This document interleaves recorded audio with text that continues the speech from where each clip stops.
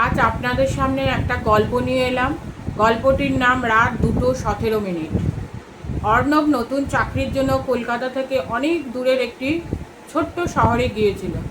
থাকার জন্য সে একটি পুরনো দোতলা বাড়ি ভাড়া নিল। বাড়িওয়ালা চাবি দেওয়ার সময় শুধু একটি কথা বলেছিল, রাতে যদি দরজায় কেউ 3বার টোকা দেয় দরজা খুলবেন না। অর্ণব হেসে বলেছিল, কেন? বৃদ্ধ লোকটি কোনো উত্তর দেয়নি। প্রথম রাতেই অর্ণবের ঘুম ভেঙে গেল। ঘড়িতে রাত 2:17। ঠক ঠক ঠক, দরজায় 3বার টোকা। অর্ণব বিছানায় বসে রইল। কিছুক্ষণ পর আবার ঠক ঠক ঠক। সে সাহস করে জিজ্ঞাসা করলো, কে? বাইরে থেকে খুব আস্তে একটি মেয়ের গলা ভেসে এলো, দরজাটা খুলুন, আমি ঠান্ডা পেয়েছি। অর্ণব দরজার কাছে গিয়ে পিন হোল দিয়ে তাকালো।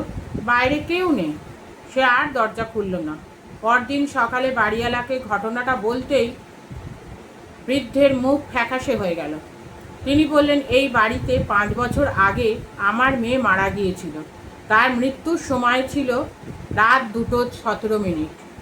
অর্ণব অবাক হয়ে বলল, কিন্তু সে মারা গেল কিভাবে? বৃদ্ধ কিছুক্ষণ চুপ করে থেকে বলল, সিঁড়ি থেকে পড়ে। সেই রাতে অর্ণব ঠিক করলো আর সে এই বাড়িতে থাকবে না। কিন্তু রাত 2:17 আবার দরজায় টোকা পড়ল, ঠক ঠক ঠক। এবার দরজার ওপাশ থেকে সেই মেয়েটির গলা, দরজা খুলবেন না। অর্ণবের বুক কেঁপে উঠল, কারণ ঠিক সেই মুহূর্তে তার ফোনে বাড়িওয়ালার একটি মেসেজ এলো, বাবা, আজ রাতে বাড়িতে একা আছিস, দরজা খুলিস না।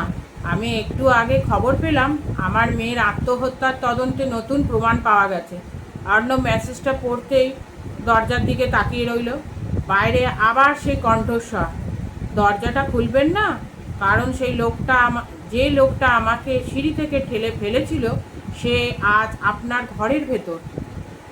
অর্ণব ধীরে ধীরে পেছনে ফিরে তাকালো। ঘরের অন্ধকারের কোণে একজন দাঁড়িয়েছিল। তার হাতে ছিল বাড়িওয়ালার সেই পুরনো চাবি।